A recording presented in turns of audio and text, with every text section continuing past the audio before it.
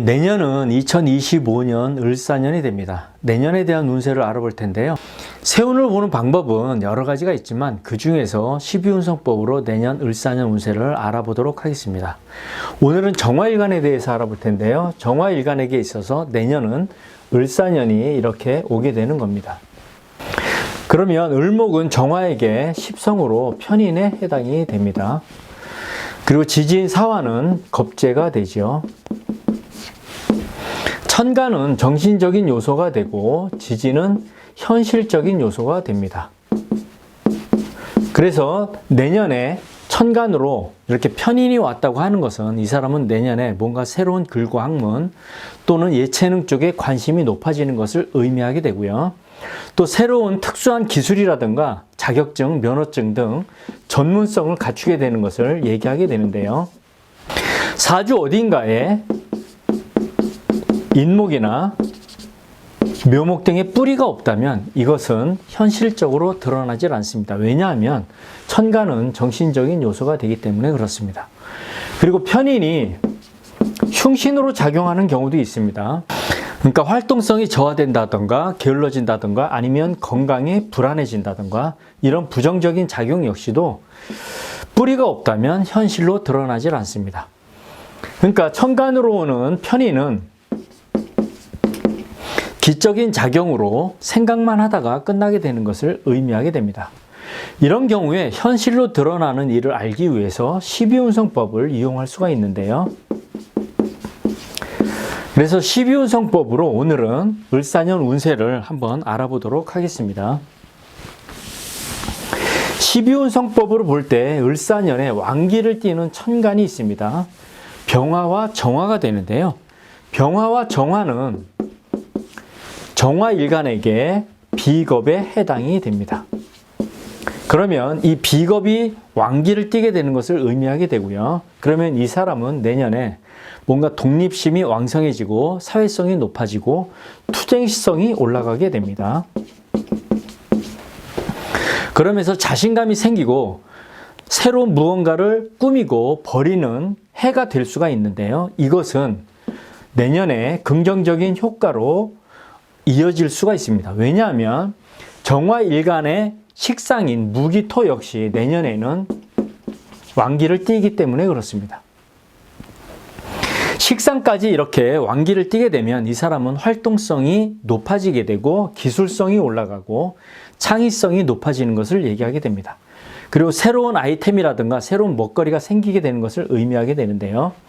사주 어딘가에 이 무토가 있어서 이 무토를 중히 쓰는 사람이 있다면 이 무토는 정화에게 상관이 됩니다.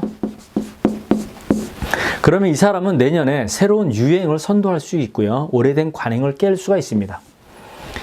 그리고 문화나 예술 또는 언론 방송 쪽에서 이렇게 발전이 있는 것을 의미하게 됩니다. 그리고 이 무토를 쓰게 되면 이 무토는 계수와 합이 이루어지게 됩니다. 그러면 이 계수를 끌어오게 되는데요. 이 계수는 정화일간에게 편관에 해당이 됩니다. 그러면 이 사람은 내년에 뭔가 피곤한 일, 스트레스 받는 일에 대한 해결 능력이 좋아지는 것을 얘기하게 되고요. 그리고 이 편관은 이 무토를 쓰는 사람이 여자라면 이 편관은 남자가 됩니다. 그래서 만약에 이 정화일간이 여자이고 미혼이라면 내년에 어떤 연인을 만날 수 있는 것을 암시하게 됩니다. 그리고 이 사람이 무토가 아닌 기토를 쓸 수도 있습니다. 사주 어딘가에 기토가 있어서 기토를 중요하게 쓰고 있다면 이 기토는 정화일간에게 식신에 해당이 됩니다. 그러면 이 사람은 내년에 건강이 좋아지고 의식주가 확장되는 것을 의미하게 됩니다. 그래서 교육이라든가 유경 또는 서비스 쪽에서 발전이 있는 것을 얘기하게 되고요. 그리고 이 기토는 간목을 끌어오게 되죠. 그러면 이 간목은 정화일간에게 정인에 해당이 됩니다. 그래서 인성도 좋아지게 되는데요. 이렇게 되면 이 사람이 부침성이 좋아지고 사교성이 좋아지면서 윗사람의 도움을 받을 수 있는 것도 암시하게 됩니다. 그리고 이 기토를 쓰는 사람이 여자인 경우에 혹시 자식이 있다면 이 자식은 내년에 사회에서 인정받고 그리고 발복하는 그런 운이라고 이렇게 말을 할 수가 있겠습니다. 그러니까 12운성으로 봤을 때 내년에 을사년에 정화일간은 대체적으로 세속적인 쪽에서 길하다고 이렇게 할 수가 있겠습니다. 그래서 만약에 사업하는 사람이 있다면 사업의 영역도 넓어지고 사업이 번창할 수가 있습니다. 왜냐하면 식상도 완기를 띠지만 재물복 역시도 점점 이렇게 상승 기류를 타고 있기 때문에 그렇습니다. 정화일간의 재성은 경금과 신금이 됩니다. 경신금은 을사년에 12운성으로 생지와 사지가 됩니다. 그러니까 아직은 미약하지만 점점 상승 기류를 타고 있기 때문에 재물복 역시 좋아진다고 이렇게 말을 할 수가 있는 겁니다. 그런데 한 가지 조심해야 될 것은 이미 사업을 하고 있는 사람은 관계가 없는데 새롭게 창업을 하는 사람들은 조심해야 되는데요. 왜냐하면 아직 비겁은 왕성하고 그에 비해서 재성이 미약하기 때문에 그렇습니다. 손재나 탈재 등의 위험이 따를 수 있어요. 그러니까 사주에 수인 관성의 세력이 좀 미약하다면 이런 사람들은 사업을 할 때 작게 조그맣게 겸손하게 시작을 한다면 점점 발복이 있을 것으로 예상이 됩니다. 그리고 직장인 같은 경우에도 내년에 좋은 운이 되는데요.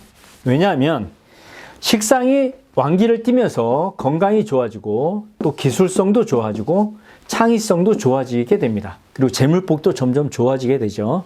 그런데 혹시 직장을 다니는 사람이 승진이라든가 명예를 원한다면 이것은 조금 운기가 불리하다고 할 수가 있겠습니다. 왜냐하면 정화일간의 관성은 임계수가 되는데요. 임계수는 사화에서 12운성으로 절지와 태지가 됩니다. 그렇다 보니까 이 사람의 명예라든가 승진운은 조금 불리하게 됩니다. 그래서 이미 직장을 다니는 사람은 관계가 없는데 새롭게 취업을 한다거나 이런 사람들은 좀 불리하다고 이렇게 말을 할 수가 있겠습니다. 그리고 공부하는 학생 같은 경우에도 좀 불리한데요. 왜냐하면 정화일간의 인성은 갑을목이 되는데요. 갑을목은 사화에서 12운성으로 병지와 욕지가 됩니다. 즉 시험운이라든가 학문 또는 자격증, 면허증 이런 것은 조금 운이 불리하다고 이렇게 말을 할 수가 있겠습니다. 그리고 이런 경우에 연애운을 살펴보면 남자 같은 경우에는 식상이 좋고 또 재성도 점점 좋아지기 때문에 이 사람이 사회성이 넓어지고 또 공감 능력도 좋아집니다. 그리고 재물복도 올라가기 때문에 역시 연애운은 이렇게 좋다라고 얘기를 할 수가 있습니다. 그리고 여자 같은 경우에도 식상이 이렇게 발전하게 되면 이 사람의 부침성이라든가 사교성이 좋아집니다. 그래서 인기가 높아지기 때문에 여자 역시도 연애운은 좋다라고 이렇게 말을 할 수가 있겠습니다. 예, 이렇게 해서 정화일간의 내년 을사년 운세를 12운성법으로 간단하게 한번 살펴봤습니다.